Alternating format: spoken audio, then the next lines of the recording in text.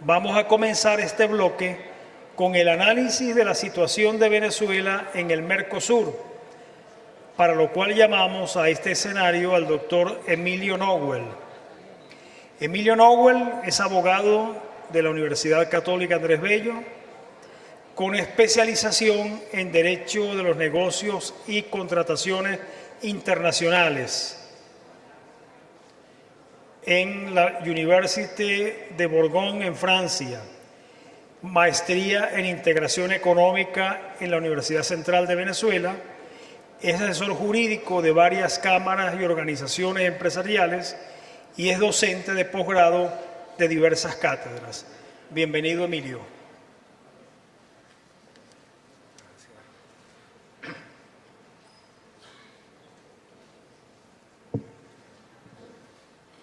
Bueno, muy buenas tardes a todos.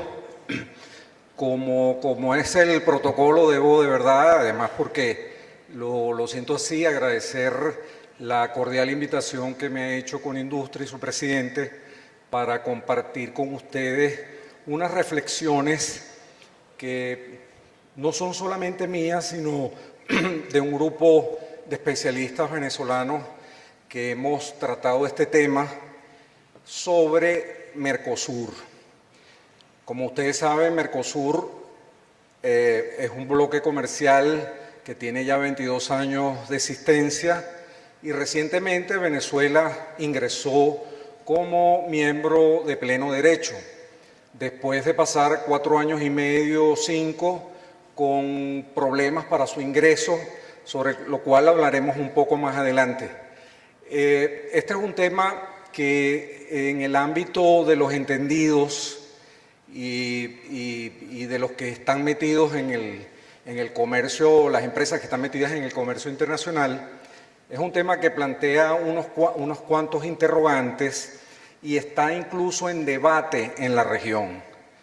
Les digo que está en debate porque mucho se habla sobre el futuro que este bloque comercial tiene, cuando vemos que hay otras opciones en el ámbito internacional que aparecen con fuerza y aparecen también con planteamientos novedosos, como es el caso de la Alianza del Pacífico y como son otras, digamos, otros modelos o esquemas que se dan también en el hemisferio, el Trans-Pacific que está moviendo los Estados Unidos, donde ya Chile y Perú ha pedido también membresía, ha solicitado su membresía, y así pues los acuerdos comerciales que el Tratado de Libre Comercio de Norteamérica piensa negociar, empezar a negociar en los próximos meses con Europa.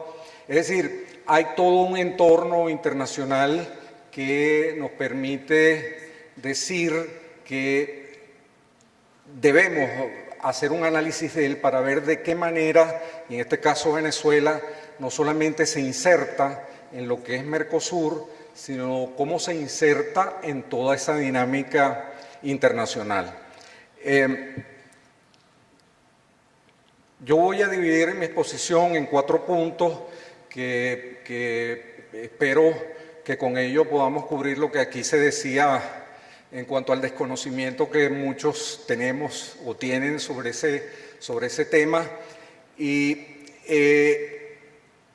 considero necesario que hagamos una breve referencia a lo que es los antecedentes, porque los antecedentes de Mercosur nos permitirán comprender cómo ha sido la evolución reciente de él y cuáles, digamos, son los intereses los intereses no solamente económicos y comerciales, sino también los intereses geopolíticos que están detrás de este empeño integrador, ¿no? Me voy a referir entonces en un primer punto a lo que es el proyecto Mercosur. Seguramente ustedes saben que el proyecto Mercosur, muchos de ustedes lo saben, es un proyecto principalmente brasileño. Y es un proyecto que no es que viene de hace 20 años o hace poco tiempo, es un proyecto que ya lo manejó un hombre como el Barón de Río Branco a comienzos del siglo XX, el creador de la Cancillería Itamaraty de Brasil. Él ya en aquel momento pensó en la creación de un bloque comercial que él denominaba ABC, es decir, Argentina, Brasil y Chile. Para él ese era, digamos, el objetivo a alcanzar en materia de unión comercial o de unión aduanera. Este proyecto pues no cuajó, este fue un proyecto que no pudo llegar a feliz término. Sin embargo, a lo largo del siglo XX pues hubo encuentros particulares entre Brasil y Argentina en función de una idea pues de crear un bloque comercial. Es solamente en los años 80 cuando esto ya se empieza a perfilar como una idea concreta, un proyecto que ya empezaba a tomar forma y que coincide con el regreso a la democracia del Cono Sur. Es decir, por eso es que el presidente Fernando Henrique Cardoso en algún momento dijo que el Mercosur era hijo de la democracia. En ese sentido, Mercosur, particularmente Brasil y Argentina, firman algunos acuerdos que desembocan en 1991 en el tratado que constituye a Mercosur, que es el Tratado de Asunción. Ese es un tratado que es el que, digamos, el tratado constitutivo, que es el que, a partir del cual se han ido firmando otros tratados que han complementado la parte institucional, que han, digamos, desarrollado de alguna manera ese tema, el problema de la solución de las controversias comerciales que se puedan producir dentro de este esquema. Y esa idea que tenían los brasileños conjuntamente con Argentina era la de crear un mercado común, como el mismo nombre de Mercosur lo denomina. Sin embargo, esa idea que ellos pensaban que en 1994 ya se iba a concretar, es decir, ya ese mercado común se iba a consolidar o por lo menos completar, pues estamos en el 2013 y todavía ese mercado común no ha sido completado.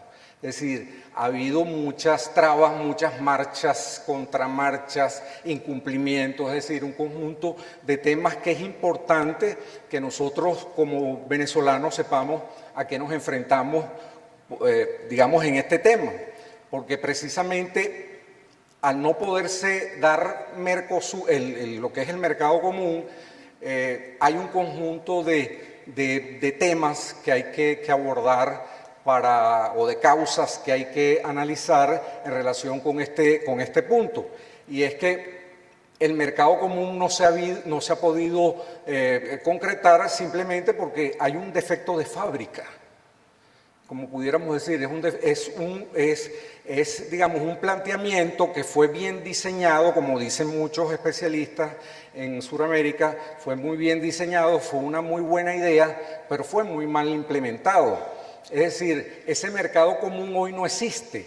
No existe porque cuando nosotros vemos las cifras de ese mercado común, podemos observar que del mercado, digamos, del intercambio comercial global de todos los países que conforman Mercosur, apenas se llega al 20% dentro del bloque. Es decir, intrabloque no hay una dinámica que nos pueda señalar a nosotros que existe un mercado común. No existe un mercado común, es prácticamente un mercado bilateral. Es un mercado entre Argentina y Brasil, que son los grandes de la partida.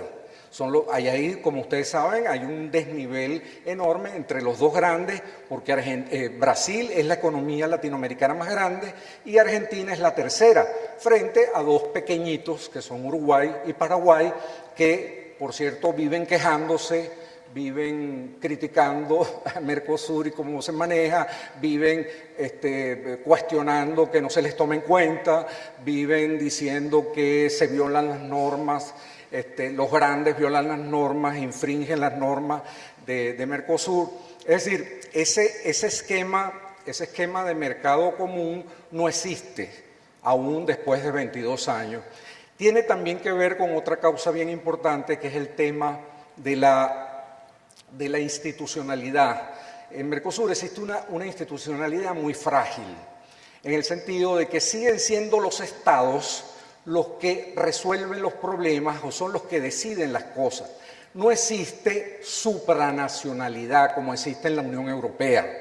En la Unión Europea se crearon unos organismos que son independientes y autónomos y tienen la capacidad, las atribuciones y las competencias para imponer un curso de políticas, de normativas e incluso jurisdiccionales. Es decir, ustedes algunos habrán oído del Tribunal Europeo. Bueno, el Tribunal Europeo tiene la capacidad para zanjar las diferencias que se puedan dar dentro del esquema europeo, lo cual no existe en Mercosur. En Mercosur sí existe algo que se llama el Tribunal Permanente de Revisión, que en el fondo es un tribunal arbitral. Es decir, no tiene la condición de ser jueces en los términos, como lo decimos los abogados, en los términos jurisdiccionales, que signifique una jurisdicción obligatoria para los miembros de Mercosur. Los miembros de Mercosur, cuando tienen problemas, resuelven las cuestiones de manera bilateral. No necesariamente existe un órgano por encima de ellos que resuelva esos problemas.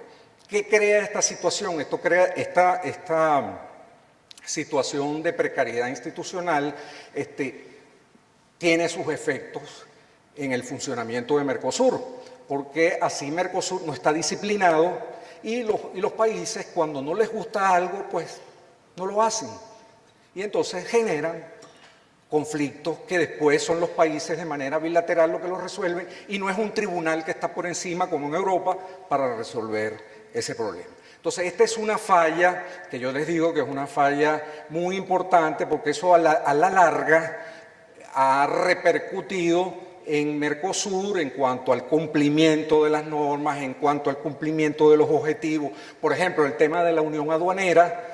Como ustedes saben, la unión aduanera implica que se establezca un arancel externo común, es decir, un arancel que es externo frente a los terceros. Bueno, ese arancel externo se ha creado, sin embargo, en los últimos años ha habido unos retrocesos porque ese arancel externo tiene un número importante de excepciones. Entonces, ¿qué pasa? Dentro del bloque siguen habiendo aduanas, se paga para salir un producto de Uruguay a Argentina y para entrar de Argentina a Uruguay o de Brasil o de Paraguay. Es decir, no existe una unión aduanera, como no existe el mercado común que estábamos hablando.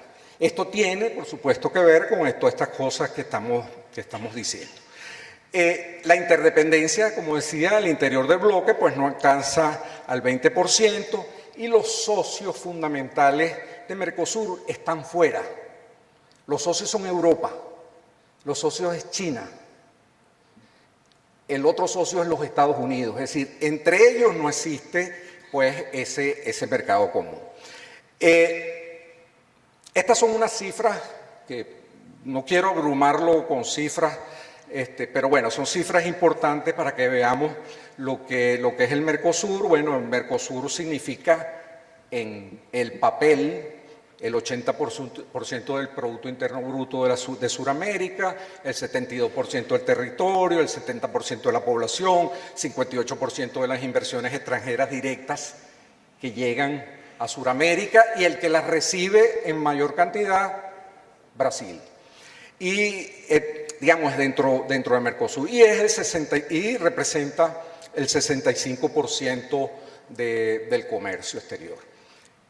Cuando vamos al ranking mundial que establece el Fondo Monetario Internacional respecto de las economías de Mercosur, vemos que Brasil es la séptima, por cierto, cayó este año, el año pasado era la sexta, este año cayó al séptimo lugar, Argentina el número 25, Uruguay el 77, Paraguay el 95 y Venezuela que es el 33, y que sabemos por qué, pues por el valor de su producción y petrolera. Si lo comparamos con la Asociación del Pacífico, que es esta nueva organización que está surgiendo, volcada hacia esa área cada vez más dinámica, que es la economía del Pacífico, vemos que México está en el puesto 14, Colombia en el 30, Chile en el 37 y Perú en el 49. Aquí vemos que entre estas cuatro economías de AP hay una mayor cercanía, no hay tantas asimetrías como las que vemos en el caso de Mercosur. Cuando hablamos del tema de exportaciones e importaciones de Mercosur, según unas cifras del año 2011 de la OMC, vemos que las exportaciones al mundo que hace Mercosur alcanzan 353 mil millones de dólares e importa 334 mil, es decir, hay una balanza positiva tomado Mercosur en bloque. Pero vemos que las exportaciones intrabloque, es decir, entre los países de Mercosur, no pasan de 52 mil, 54 mil millones. Es decir, que el 20% que yo les señalaba hace un momento, ahí se ve reflejado en estas cifras. Es decir, que los socios de Mercosur, particularmente de Brasil y de Argentina, están fuera del bloque. El intercambio comercial entre la Unión Europea es muy importante para Mercosur porque sabemos que esos países, y particularmente Brasil y Argentina, tienen como socios más importantes a la Unión Europea. Vemos que Brasil exporta alrededor de 50 mil millones de dólares al año. Eso fue en el 2011, Argentina 11.500, es decir, casi una cuarta parte. Y la Unión Europea importa tanto de Brasil como de Argentina esas cantidades que vemos allí. Exporta más de Brasil, casi 53 mil millones de dólares, y importa de Argentina 14 mil, casi 15 mil. ¿Cuál es la situación actual? O sea, ¿cuál es el diagnóstico que nosotros podemos hacer de Mercosur? Ya les adelantaba que hay unos incumplimientos crónicos y reiterados, que tiene que ver pues con el defecto de fábrica desde el punto de vista institucional. En la medida en que no existen organismos que se les impongan a los países, bueno, los países siguen, o los países que violan las normas de Mercosur, pues siguen incumpliéndolas, siguen saliéndose de las normativas porque, bueno, no tienen la espada de Damocles o el tribunal o unos órganos encima que les puedan imponer un curso.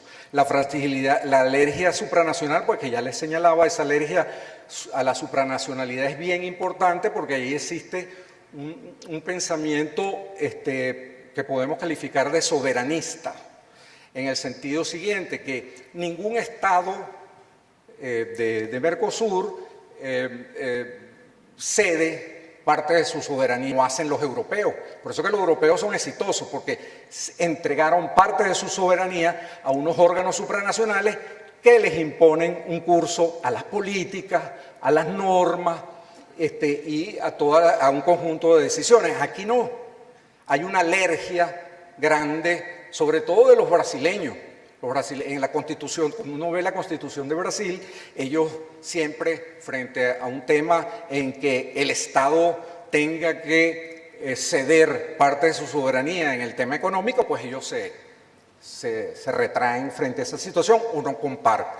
Eso en el mundo de hoy, en el mundo de interdependencia global, en el mundo de integración de hoy, pues no tiene ya sentido. No tiene sentido porque precisamente los problemas que compartimos todos los países que estamos dentro de un esquema de esto obligan a que para la integración y para la cooperación se sometan los países a disciplinas internacionales. El otro problema que tiene Mercosur, que dice Jean Monnet es uno de los creadores de la Unión Europea, un gran estadista. Él decía siempre que en la integración europea había que decir petit mot, grand pas, es decir, pocas palabras pero grandes pasos. En el tema de Mercosur es al revés. Hay mucha palabrerío, mucha retórica, mucho Tiradentes, Artigas, Bolívar y San Martín, y próceres y demás próceres incluidos, y las cosas concretas, el tema concreto se olvida, y entonces se cae en mucha palabrería, en mucha retórica que al final, bueno, no es un problema de Mercosur, es un problema de todos los esquemas de integración latinoamericana, donde hay mucha retórica y mucho palabrerío. Entonces, ese es un problema que en el fondo tiene también Mercosur. El tema del énfasis que Mercosur ha puesto en lo político y en lo ideológico en los últimos años. Ese es otro problema serio, porque mientras Mercosur se dedicaba a la parte pragmática, a lo económico-comercial, es decir, hubo unos avances y unos resultados relativos de incremento del intercambio comercial que siempre son positivos, pero en los últimos años ha habido un marcado énfasis en lo político ideológico. Esto ha creado problemas dentro de Mercosur y de alguna manera también tiene su efecto negativo en la marcha del proceso de este bloque. El otro tema que habría que analizar, que ya lo mencioné antes, es el tema de que el entorno de interdependencia global, o como ustedes quieran llamarlo, de interdependencia planetaria, está creando también una situación de presión y de efecto de demostración para algunos que golpea también a Mercosur, en el sentido de que Mercosur se ha estancado. Y Mercosur se ha aislado hasta cierto punto de muchas corrientes comerciales. Sobre todo eso lo vemos en el gobierno argentino, que en los últimos años... ¿Qué pasó? No sé qué pasó aquí. No se está viendo, ¿no? Bueno, yo sí lo veo, no sé qué. Ahora sí.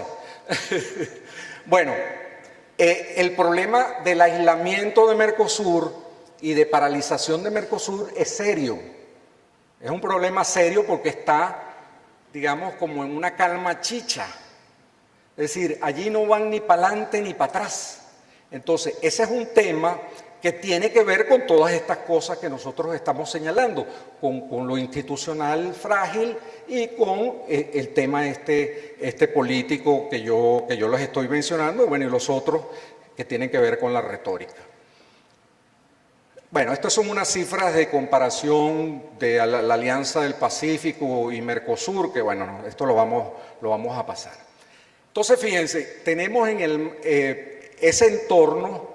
Esa es la situación dicha, digamos, a grandes rasgos de lo que es Mercosur y sus problemas. Por cierto, hubo el viernes pasado declaró el presidente Pepe Mujica de Uruguay, que él se caracteriza por ser muy sincero, y fíjense lo que decía, que es digamos, una evidencia de lo que está pasando allí y que sigue pasando. Lo ha señalado ya también el expresidente Sanguinetti de Uruguay, otros observadores, el mismo Fernando Enrique Cardoso. Fíjense lo que él declaró el viernes pasado. Es decir, deberíamos defendernos frente al mundo todos, como un conjunto, por toda nuestra gente, y nunca caer en defender unos contra otros y no caer en la práctica insular.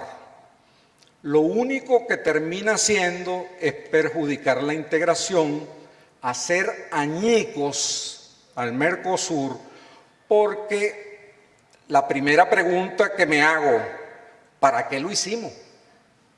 Entonces, para que ustedes vean pues hasta dónde... Por eso es que los uruguayos también andan buscando cómo salirse de la suerte y firmaron hace unos años atrás un convenio con los Estados Unidos que causó pues ciertas fricciones dentro de Mercosur, pero bueno, ellos también tienen que negociar dentro de Mercosur y también de alguna manera mostrar en algún momento los dientes, digamos, me refiero a los pequeños. Y entonces, bueno, en todo caso es un tema que, para que ustedes vean el ambiente que hay en Mercosur, los interrogantes, y por allí podemos ver hacia dónde ese proyecto al que entramos hace poco puede ir. Bueno, ¿cómo está Venezuela dentro de ese esquema? Ya estamos montados en el caballo, como se dice.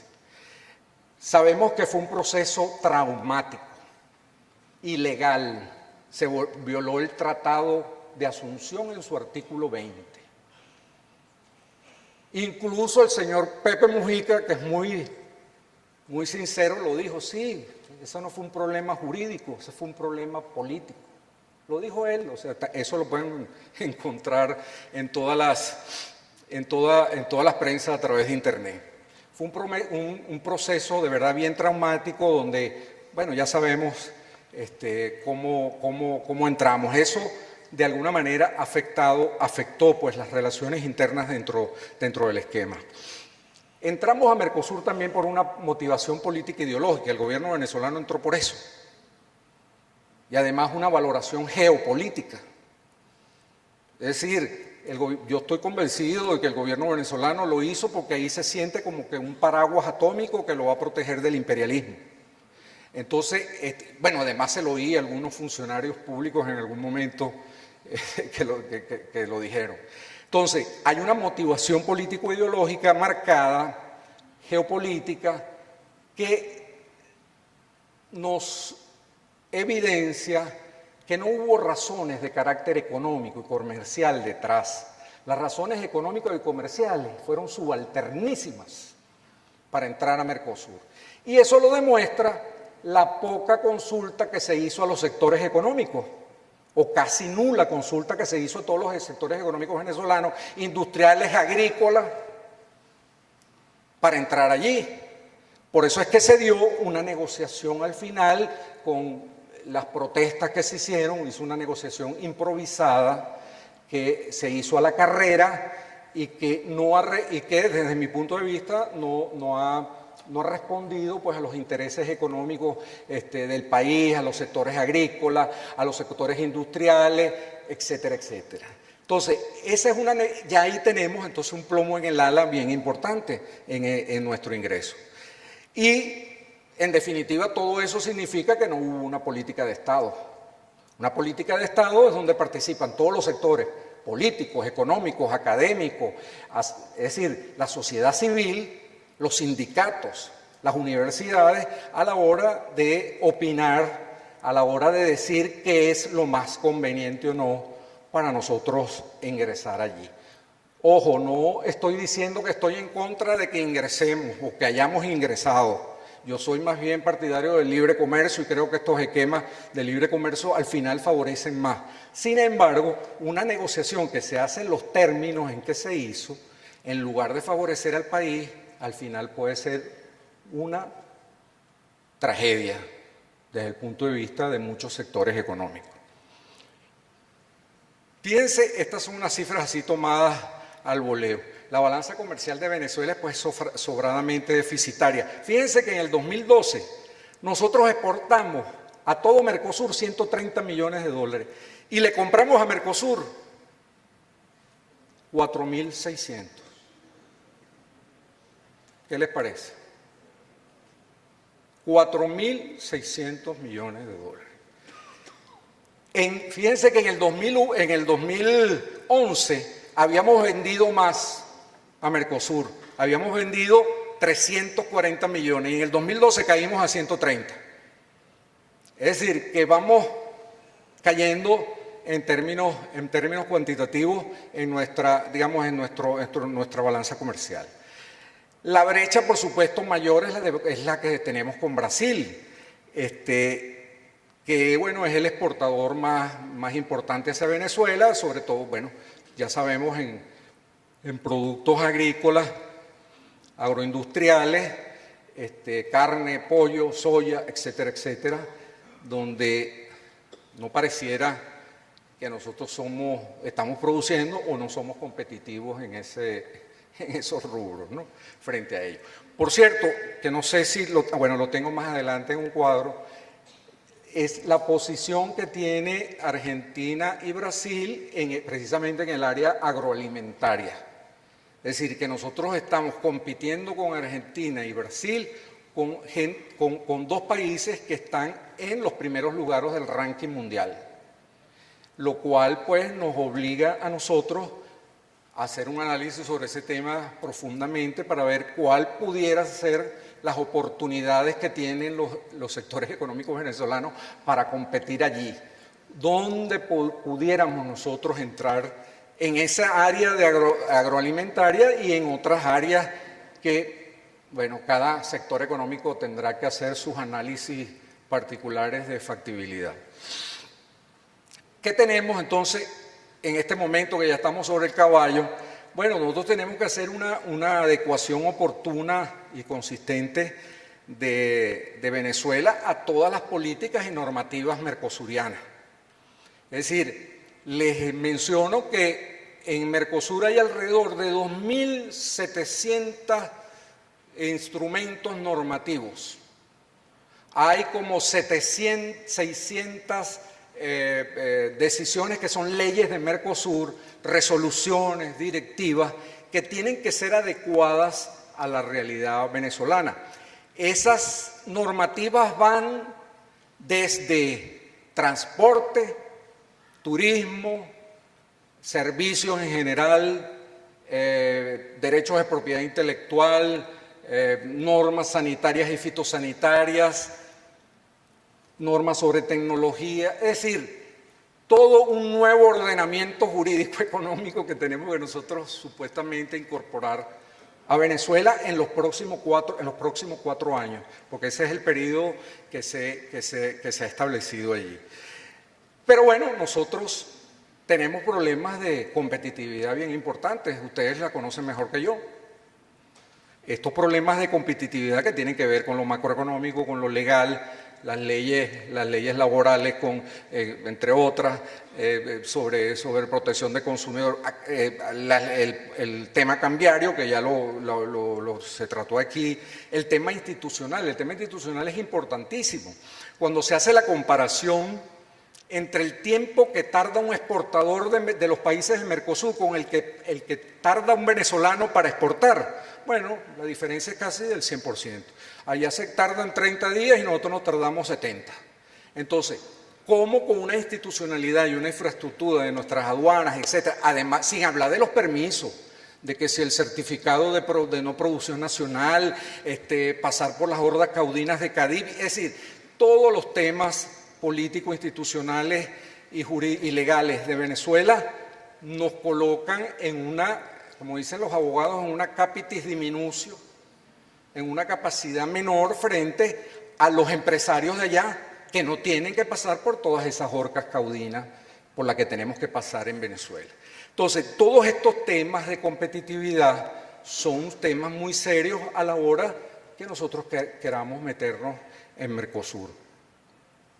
Por otra parte, nuestros principales socios comerciales no están en Mercosur. Son Estados Unidos, la China, Europa, Colombia. Esos son nuestros socios principales.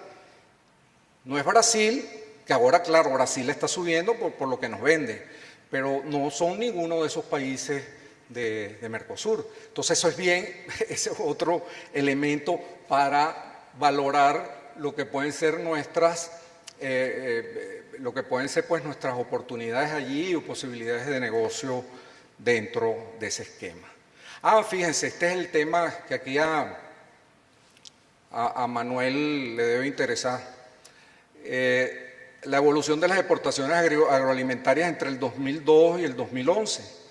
Mercosur dio un salto de 328%, Perú 309%, digo entre 2002 y el 2011. Bolivia 166, que es un compañero de la ALBA. Colombia 140 y nosotros menos 90.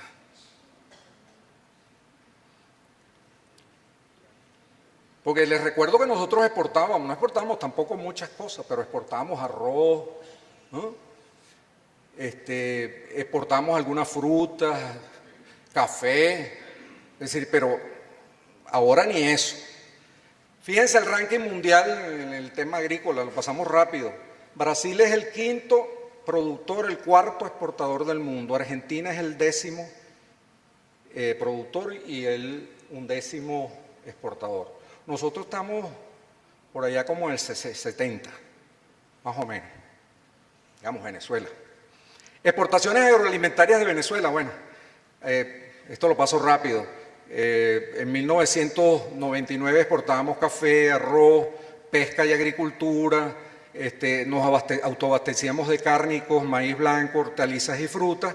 Bueno, ahora en el 2011 importamos el 50% del café, el 27% del arroz y así pues sucesivamente. Aquí, bueno, esto es otro tema que vamos a pasar. Bueno, este es el tema de las manufacturas en general al 2011, digamos las exportaciones de manufacturas. Vemos que los países más importantes son México, con 247.000 millones de dólares, y ¿quién más está por allí? Argentina y Brasil, que son los países más importantes. Las exportaciones de bienes, bueno, vamos a pasar.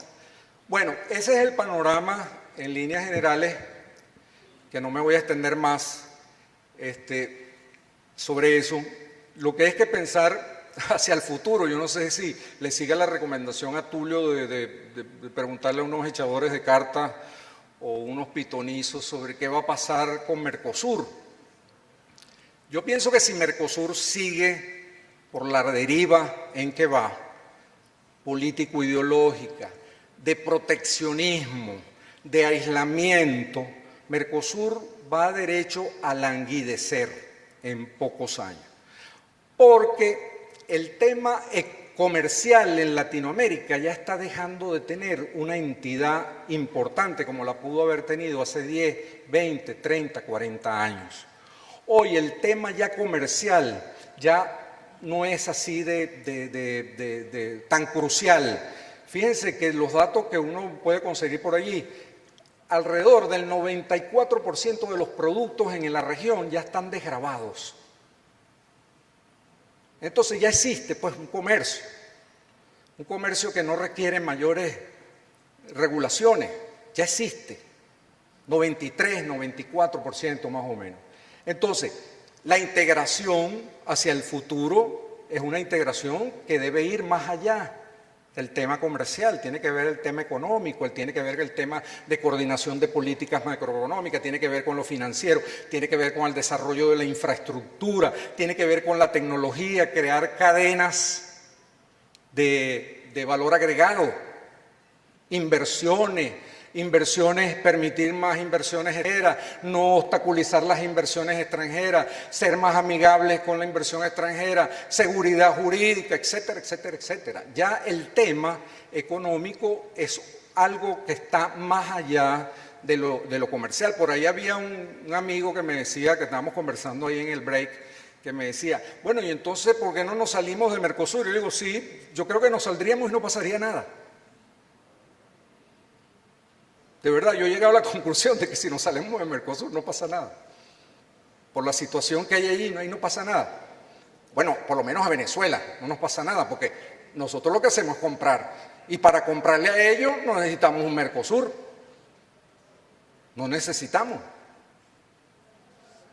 Entonces, es un problema, por eso es que es un problema político. Al final digamos, que también lo puede ver uno desde otra perspectiva distinta a la del gobierno nacional. Las preguntas que hay que hacerse, bueno, ¿es competitivo en la situación actual nuestro sector privado para encarar con éxito los compromisos asumidos? Esa respuesta se la dejo a ustedes. ¿Está nuestro entramado jurídico institucional apto? Yo pudiera decir como abogado que no. Si no cambian las políticas macroeconómicas nacionales, difícilmente puedan afrontarse los desafíos que ese Mercosur ahí cojitranco nos plantea. Así cojitranco y todo, nosotros tenemos ahí unos desafíos que uno tiene que preguntarse entonces si estas políticas que tiene el gobierno actual sobre el tema cambiario, el tema de expropiaciones, no respeto a la propiedad privada, etcétera, etcétera, todo lo que sabemos, las leyes de contenido económico nefasto, es decir, todo lo que ya sabemos.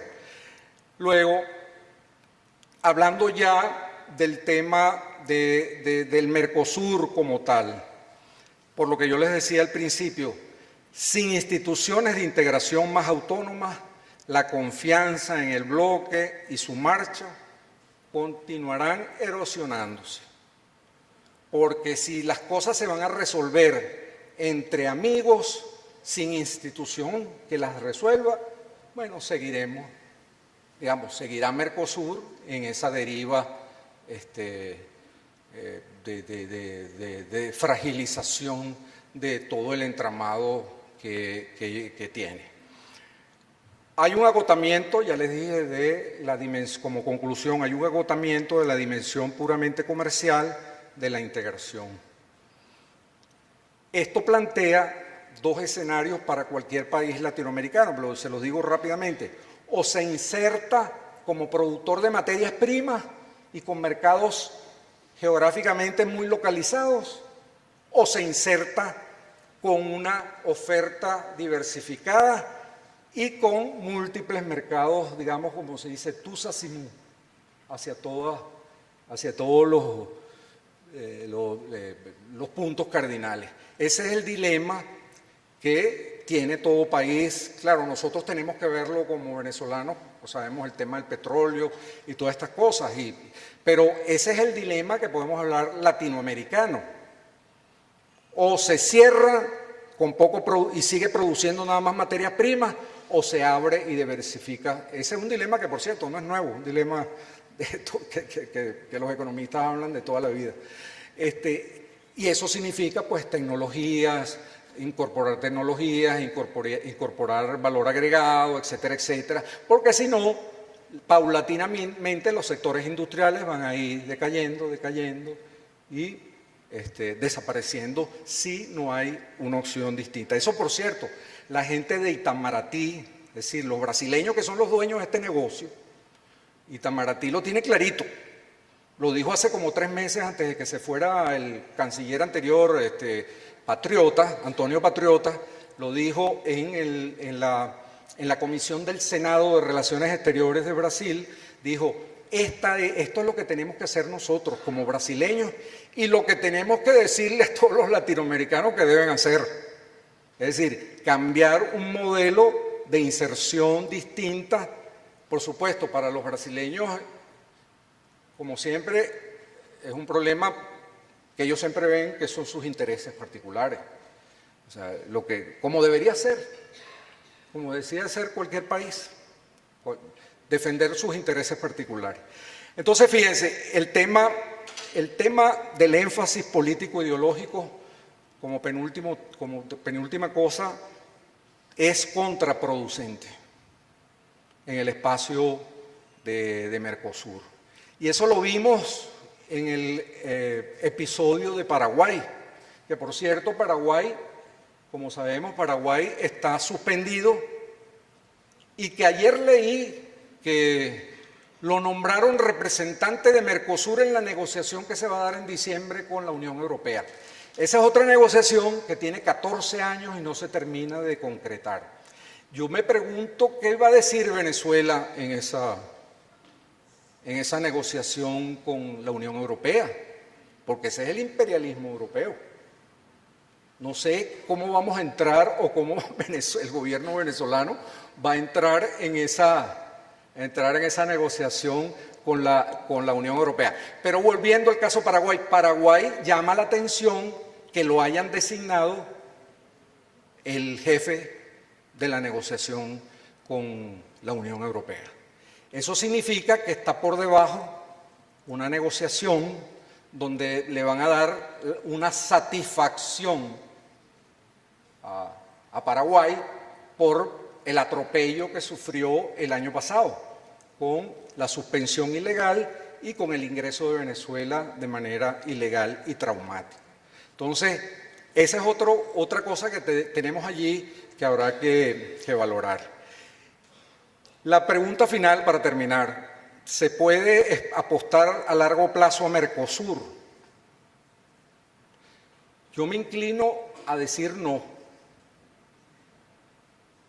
Tomando en cuenta lo que yo les decía, los nuevos desarrollos de la AP, el Trans-Pacific, la asociación que está planteando todo el desarrollo del Pacífico, el acuerdo del TLC norteamericano con la Unión Europea. Es decir, me da la impresión, tengo, no sé, por lo que veo y por los problemas que está experimentando Mercosur, que el futuro no es muy a largo plazo. Ahí va a haber que hacer algo distinto, adecuarse a esa nueva realidad global, que por cierto, en la reunión de la semana pasada, el gobierno de Venezuela, el canciller Jagua, dijo que necesitamos un nuevo Mercosur. Cuando yo oí eso, claro, no sabemos de qué se trata ese nuevo Mercosur, porque yo no sé si ustedes recuerdan cuando el presidente Chávez estaba gestionando nuestro ingreso a Mercosur, que en una reunión, no siendo ni siquiera miembro de Mercosur, dijo, bueno, yo estoy entrando aquí, pero ya esto hay que cambiarlo. O sea, tú llegas a la casa de un vecino a decirle, mira, tú tienes que cambiar aquí todos los muebles, los cuadros. Es decir, si la idea de ese nuevo Mercosur del que habla el señor Jagua es la de meterle más ideología, más política y olvidarse de lo pragmático, lo crematístico, es decir, lo económico, lo comercial, entonces esa perspectiva de que el Mercosur va a durar un tiempo X pareciera que se reduciría si eso se permite bueno, habrá que ver esos desarrollos, eso es uno de los escenarios que están allí y veremos qué pasará. Bueno, con estas conclusiones yo quiero dejarlo como una reflexión para todos ustedes. Bueno, cada sector económico buscará la manera de ver cómo se inserta allí. Hay un sector de servicios que pudiera tener en Mercosur de arrancada alguna posibilidad, ¿no? Los servicios. Por cierto, los servicios petroleros nuestros son buenos, privados pudieran participar ahí en Mercosur. Pero hay otro tipo de servicios que se pudieran también vender allí.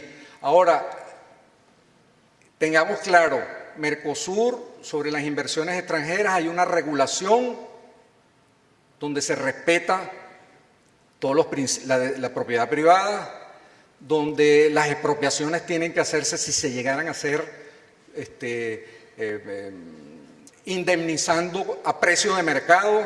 Es decir, todos esos principios de economía de mercado de Mercosur, vamos a ver pues cómo se compadecen con las economías venezolanas o con las políticas económicas de Venezuela, porque allá hay un ruido, allá hay un cortocircuito que no sabemos cómo se va a resolver. Bueno, por aquí los dejo pues. Gracias por su atención.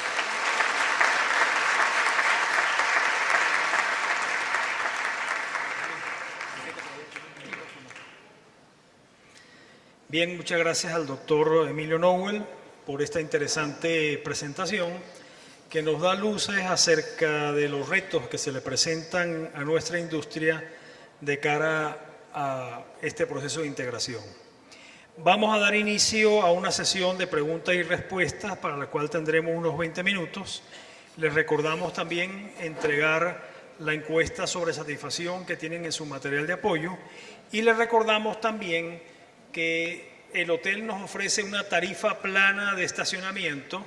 Los que hayan traído su vehículo para disfrutar de esta tarifa plana tienen que ir con su ticket a que le sellen allí en la mesa donde hicieron la inscripción para disfrutar de esa tarifa plana de estacionamiento. Por aquí tengo algunas preguntas, voy a leer varias de ellas para que las responda Emilio todas seguidas.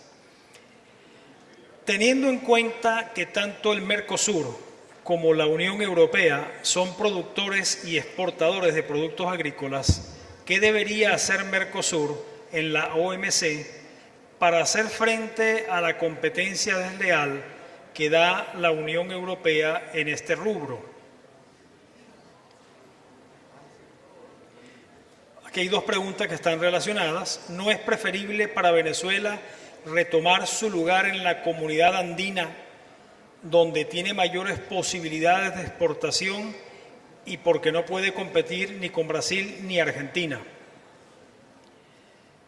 ¿Qué le falta al Mercosur para ser sincronizado de manera intrarregional como sí lo tienen los países de Asia del Este? ¿Qué apoyo político podemos esperar de los industriales del Mercosur, tomando en cuenta que si bien actualmente se pueden beneficiar de nuestra situación, esta también puede ser una tentación para sus gobiernos y tratar de imitarla en sus países? Por último, existe la posibilidad de extender el periodo de 4 años para cumplir con los requisitos establecidos por el Mercosur para nuestra permanencia en el bloque. Y un comentario: en todo caso, no es nada malo nuestro ingreso al Mercosur, porque si queremos permanecer en el bloque, tendremos que adoptar políticas de mercado. Bienvenido sea el Mercosur. Iré contestando en la medida que las recuerde, porque fueron como 6 o 7, ¿no? Bueno, por esta última, ¿no? Sobre el tema de bienvenido Mercosur. Claro, yo también le puedo dar la bienvenida a Mercosur. Yo en eso comparto el que pregunta en ese sentido sobre bienvenida a las políticas de mercado de Mercosur y claro que es positivo. Pero el problema que yo planteaba en mi exposición es el tema de si Venezuela o los sectores privados económicos venezolanos tienen en este momento la capacidad de competir allí, o si los primeros años reciban pues una arremetida difícil de enfrentar para avanzar, ¿no? Yo creo que Mercosur, como yo les decía antes, yo no le veo futuro, no porque sea una economía de mercado o porque sea libre comercio. Lo que veo es que está agotado. Yo veo que Mercosur está agotado. Si no cambia Mercosur no va a ninguna parte. Eso es lo que yo veo, ¿no? Y el tema político, que es un tema también complicado, que si ese tema político no se resuelva, si todo va a hacerse a través de la política o de la ideología, ese proyecto de Mercosur pues seguirá en la calma chicha en que está, o seguirá, digamos, languideciendo o desvaneciendo. Hay un tema que me preguntaban sobre los subsidios, ¿no? Sobre los subsidios europeos. Sobre la situación de los productos agrícolas y qué puede hacer Mercosur en la OMC. Bueno, allí hay un enfrentamiento desde hace algunos años entre el grupo que se llama el grupo de Cairns, es un grupo, y el grupo que lidera Brasil, está Nueva Zelanda, etcétera, que ellos han venido discutiendo y debatiendo el tema de los subsidios europeos.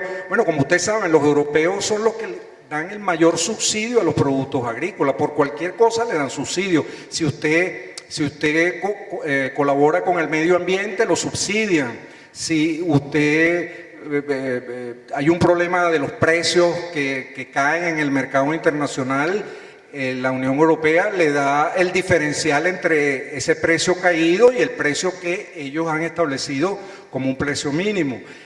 Si usted incorpora nuevos trabajadores en la Unión Europea, como productor agrícola, también se le da otro subsidio. Es decir, ahí hay una batería de subsidios bien importante que ningún tesoro de ningún país fuera de la Unión Europea puede enfrentar con mucho éxito. Pero fíjense que ahí hay también un tema que cuando se ve desde otro punto de vista, es decir, cuando los países que importan, por ejemplo, lácteos, países pobres de África, cuando importan lácteos y los importan subsidiados, pagan menos precio. Si esos precios de lácteos no fueran subsidiados por la Unión Europea, los países pobres de África tendrían que pagar más dinero por esos productos. Entonces, vemos esas contradicciones que se dan en el ámbito de este tema. Claro, ahí hay una discusión en la OMC que no se termina de saldar, lo que se llama la ronda de Doha todavía no se termina de saldar y sigue la discusión de los productos agrícolas, bueno, cada quien defendiendo pues sus intereses. La posibilidad de extender el periodo de 4 años para la Sí, adaptación sí, de bueno, normas. eso es un tema de negociación. Si Venezuela llegara a plantear ese tema, bueno, tendría que negociarlo con los demás países. Así como ocurrió con el retraso de la admisión de Venezuela. Ustedes deben recordar que el protocolo de adhesión de Venezuela a Mercosur se firmó en el 2006 y se vino a aprobar hace 2 años, o hace 1 año, perdón. Porque acuérdense que, bueno, en Brasil duró 4 años para que el Senado brasileño lo aprobara. Y Paraguay no lo aprobó ni aún lo ha aprobado, porque requiere que los parlamentos de todos los países aprueben el ingreso de un país nuevo. Y entonces, mientras eso no se dé, Venezuela no había podido entrar. Entonces, eso obligó a que el protocolo de adhesión fuera pospuesto, porque ingresó Venezuela el año pasado, y entonces es decir, no había problema porque eso se volviera a renegociar, pues. No vería ese problema. Sobre ¿qué le falta al Mercosur para ser sincronizado de manera intrarregional? ¿Qué le falta al Mercosur para ser sincronizado de manera intrarregional, como sí lo tienen los países de Asia del Este, y qué apoyo político podemos esperar de los industriales del Mercosur?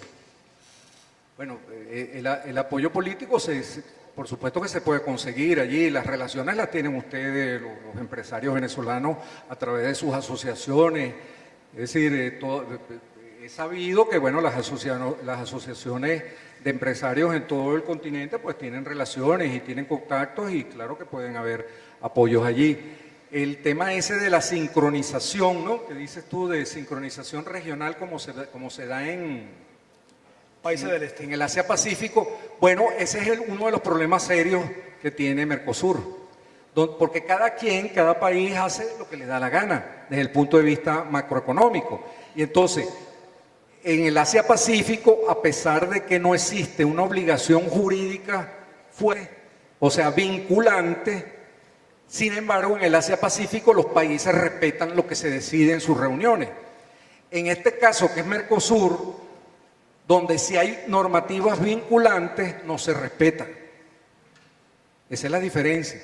Allá, en Asia, no teniendo las normativas vinculantes, todos los países se adecúan a las políticas, coordinan políticas financieras, políticas cambiarias, comerciales.